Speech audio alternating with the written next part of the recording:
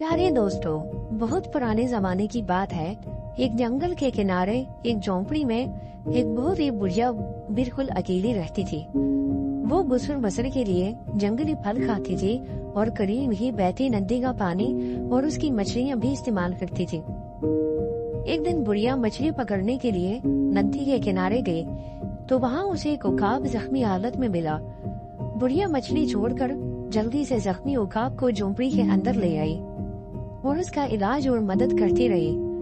मरहम पट्टी के बाद बुढ़िया ने उसे आराम से घास फूस पर लिटा दिया। कुछ दिन बाद उकाब बिल्कुल ठीक हो गया और उसने उड़ान भरने की कोशिश की और ये जा वो जा, लेकिन कुछ देर बाद आकर बुढ़िया के पास बैठ गया और एहसानमंद नजरों से उसे देखने लगा, जैसे वो अपनी जिंदगी बचाने का बुढ़िया का शुक्रिया अदा कर रहा हो।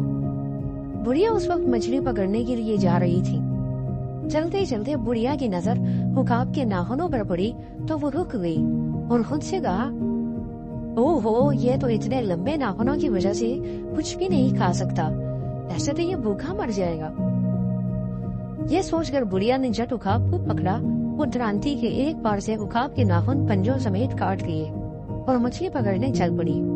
वापसी पर उसने उकाब को बेसुध पड़ा हुआ देखा तो वो मुस्कुराई और खुद से कहा कि सोने दो, बेचारा थका हुआ है। फिर बुढ़िया खुद भी सो गई। शाम को जागने पर उसने देखा कि उकाब उसी हालत में पड़ा हुआ है। वो उकाब के करीब गई।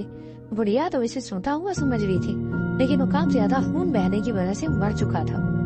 बुढ़िया शर्मिंदा सी सर पकड़कर वहीं बैठ गई, लेकिन अब क्या हो सकता था। बुढ़िया की नादानी की वजह से एक कीमती परिंदा अपनी जिंदगी से हाथ धो बैठा। अरे दोस्तों, उम्मीद करते हैं आपको हमारी कहानी पसंद आई होगी।